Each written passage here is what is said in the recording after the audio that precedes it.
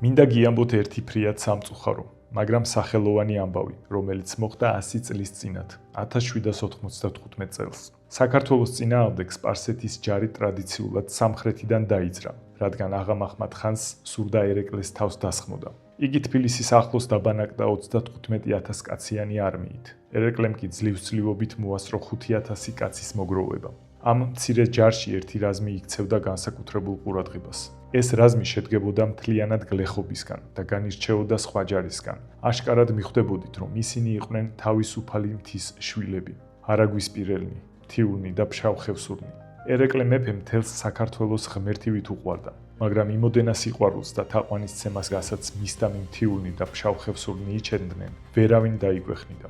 მთელ ფშავ-ხევსურეთში და მთიულეთში ვერ მოძებნიდი ვაჟკაცს, რომელიც მზად არ ყოფილიყო თავის სიცოცხლე შეეწირა მეფე ერეკლესთვის. სწორედ ამიტომ მივიდა თუ არა ფშავ-ხევსურეთში ხმა, რომ სპარსეთის შაჰი აუარებელი ჯარით მოდის ერეკლეზეო, საუკეთესო ვაჟკაცნი აღიჭურნენ, ჩასხდნენ იარაღში თავით ფეხებამდე და გამოვიდნენ არაგვის ხეობაში. აქ მათ მიემატნენ არაგვისპირელნი და შედგა 300 კაციანი რაზმი, რომელიც საჩქაროდ ჩამოიჭრა თბილისში.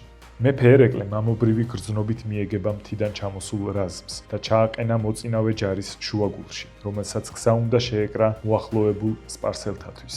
არ მახსოვს, რომ რომელიმე ჩემი მტერი ასეთი გმირობით შემბრძოლებოდეს, უთქვამს შაჰს, რომელსაც დაუნახავს ქართველნი, რომელნიც მუსრს ავლებდნენ მის ჯარს. ქართველთა გამარჯვება ძნელი მოსალოდნელი იყო, რადგან მოწინააღმდეგეთა შორის სხვაობა უზარმაზარი გახდათ.